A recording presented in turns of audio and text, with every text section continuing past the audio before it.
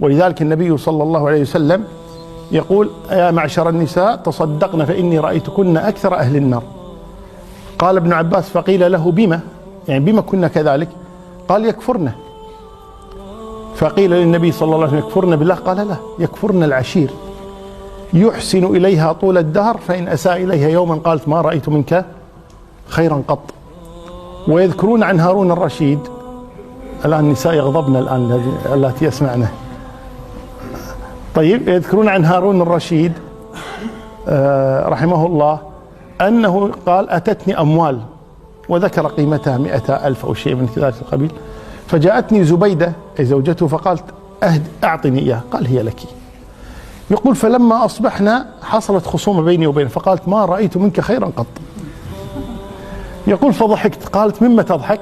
قال: تذكرت حديثا للنبي صلى الله عليه وسلم: يحسن إليها طول الدهر فإن أساء إليه يوما قالت: ما رأيت منك خيرا قط. البارحة أعطيتك 200,000 والآن تقولين ما رأيت منك خيرا قط. فعلى كل حال، الله تبارك وتعالى خلق حواء من آدم ليسكن إليها، نحتاج إلى السكنة، يحتاج إلى المرأة. فالمرأة تحتاج إلى الرجل، والرجل يحتاج إلى المرأة. هن لباس لكم وأنتم لباس لهن.